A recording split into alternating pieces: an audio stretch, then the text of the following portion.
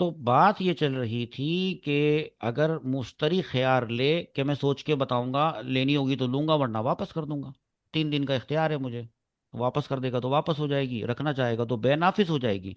इन दिनों के दौरान वो चीज क्या मुश्तरी की मिल्कियत में है? हाँ। जी नहीं। सर। बाय की मिल्कियत में है ना नो वो। सर। हाँ। जी सर, लेकिन फायदा अगर है वो कि चीज मिलता है। हलाक हो जाए तो क्या करेंगे? फरमाते हैं फ इन हलाका, बस अगर वो चीज हलाक हो गई, बियदी ही, मुश्तरी के हाथ में हलाक हो गई, तो हलाका भी समनी, तो वो समन के बदले में हलाक होगी। हाँ, क्या समन किसे कहते हैं? कीमत। नहीं, कीमत को नहीं कहते। समन कीमत को नहीं कहते। कीमत तो कहते हैं उसकी वैल्यू को, समझ। ठीक है। पैसों उस को। वैल्यू को। मालियत को। उस चीज को बोलते हैं जो मबी के बदले में दी जा रही है। है ना। उस चीज को बोलते हैं जो मबी के बदले में दी जा रही है, तो उस चीज की जो मालियत होती है, जो वैल्यू होती है, उसको कहते हैं कीमत। और वो चीज तो हो गई समन। समझ गए? जी अब सर। आगे समझा? तो वो समन के बदले में हलाक होगी। वह कजालिका, और इसी तरह इन दखल हो आइबुन, अगर मबी में दाखिल हो जाए कोई ऐब। आप समझो बात क्या हो रही है। यानी ख्यार शर्त की मुद्दत के दौरान अगर मबी मुश्तरी के हाथ में हलाक हो गई या ऐबदार हो गई, तो मुश्तरी पर समन अदा करना लाजिम होगा। समन से मुराद पता है क्या है? एक चीज जिसकी जो मालियत है मार्केट में, उसकी जो कॉस्ट प्राइस है समझ लो वो 100 दिरहम है। लेकिन सौदा हुआ था 150 दिरहम पे। वो 150 दिरहम क्या हुए? सौदे की समन। कीमत थी। समन। समन समन डेढ़ सौ जी सर, दिरहम है। समन हूँ। उस चीज की असल वैल्यू कितनी है? 100 दिरहम। लेकिन सौदा जी कितने में सर। हुआ है? 150 दिरहम में। 150 दिरहम। तो डेढ़ 150 दिरहम में। हम, हाँ, तो 150 दिरहम क्या हुए? समन। हाँ। अब समझे बात समन। को? सबसे पहले तो ये कायदा, एक पहला कायदा, दो कायदे इसके अंदर आएंगे। दो कायदे आएंगे। यानी कायदा बताने से पहले फिर एक बात बता देता हूं। मुश्तरी के पास या तो वो चीज हलाक हो गई, टोटल तबाह, या ऐबदार हो गई, डेंट पेंट पड़ गया, ठीक है। तो मुश्तरी क्या जी देगा? सर। टूटी हुई चीज तो वापस नहीं लाके देगा ना। साबुत चीज लेकर गया था। No sir.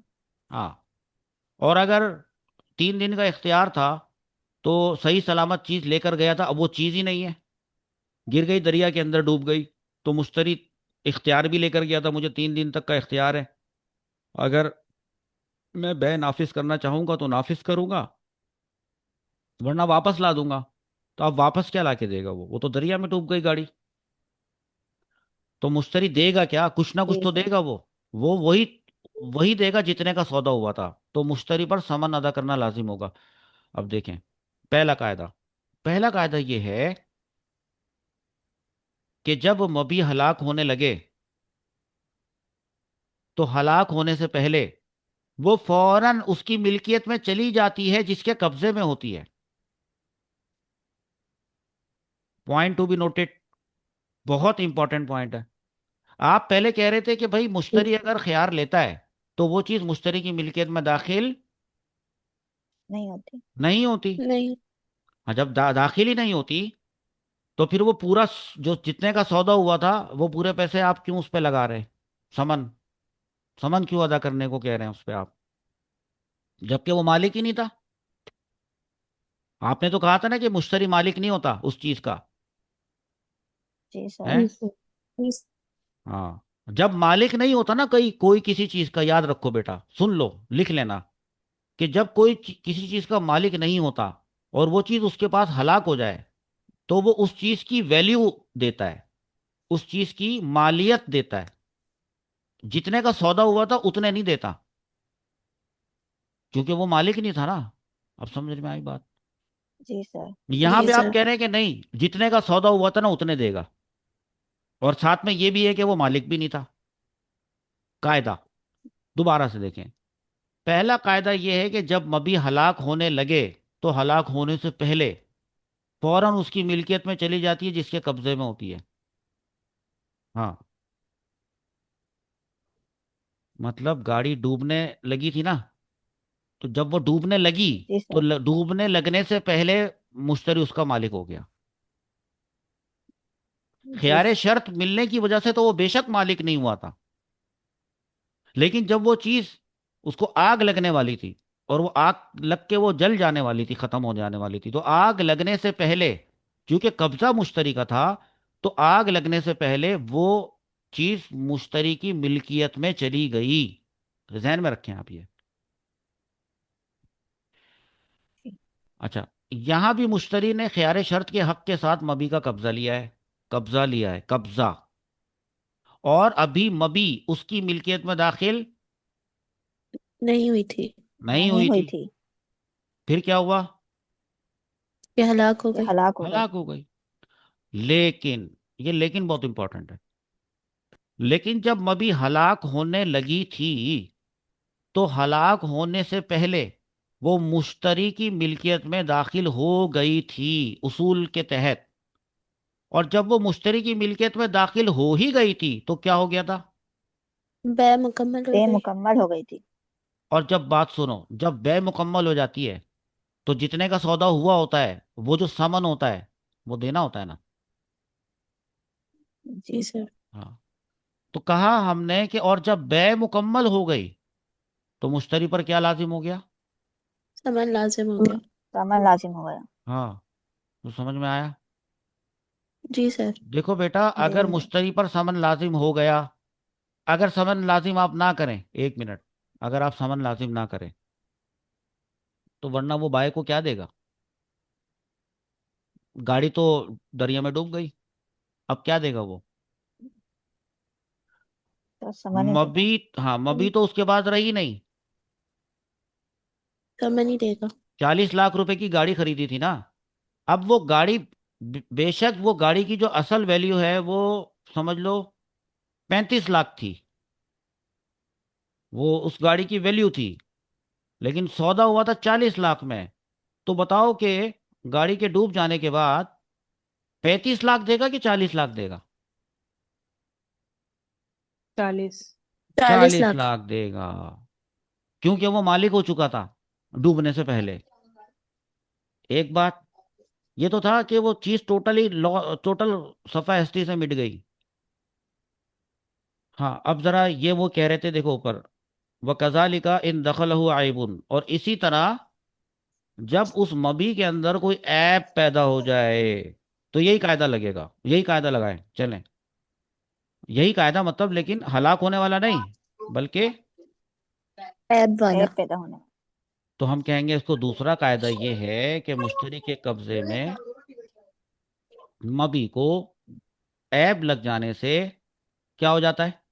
बै मुकम्मल हो जाती है। ये बड़ी बे इंपॉर्टेंट मुकम्मल हो बात है। जाती। जैसे ही वो मबी, जो वो जो चीज है, मुश्तरी उसका मालिक नहीं है,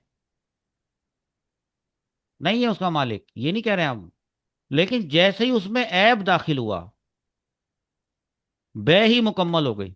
अब बताओ, एक बात, जब बे मुकम्मल हो जाए, तब तो मुश्तरी मालिक हो जाता है ना। जी जी सर। जी हाँ। सर। जी। तो इंपॉर्टेंट बात ये हुई कि ऐब लग जाने से बे मुकम्मल हो जाती है। इसलिए एक बात सीखने को मिली, और वो ये कि सर। जब हम इख्तियार मुश्तरी, कोई चीज़ खरीदते वक्त हम मुश्तरी हों जब, और हम उससे कहें कि हमें 3 दिन का इख्तियार है, और वो चीज़ हम लेके जाएं, तो हमारे दिमाग में ये चीज़ होनी चाहिए क्या? अगर ऐब ये लग गया, ऐब लगनी। ऐब लग जी गया या जब हलाक तक हो बे गई मुकम्मल हो गई। तो बै बै मुकम्मल मुकम्मल हो हो गई। जाएगी। हाँ, ये ध्यान में रखना चाहिए। तो ऐब लग जाने से बै मुकम्मल हो जाती है। यहाँ भी, यानी इस सूरत हाल में भी, मुश्तरी ने ख्यार शर्त के हक के साथ मबी का कब्जा लिया, जी। और उस दौरान मबी ऐबदार हो गई, तो फौरन बे मुकम्मल हो गई, और मुश्तरी पर क्या लाजिम हो गया? तमन सामान लाजिम। लाजिम हो गई। हाँ, समन क्या चीज़ है देखो, यानी वो कीमत जो बाय और मुश्तरी के दरमियान तय हुई थी, तय हुई थी। हाँ, मुश्तरी अदा करेगा, क्योंकि मुश्तरी के हाथ में रहते हुए मबी के ऐबदार होने से क्या हो जाता है? बै मुकम्मल हो बे जाती है। मुकम्मल हो जाती है। हाँ, उसने साबुत चीज ली थी, और क्योंकि मबी सही सालिम ली थी। सही तालीम दी थी।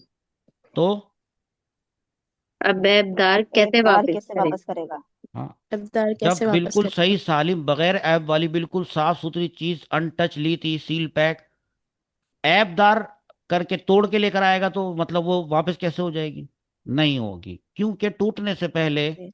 या कोई खराबी डेंट लगने से पहले, पहले नहीं, सॉरी, पहले बोल दिया, डेंट लगते ही, ऐब पैदा होते ही क्या हो गया था?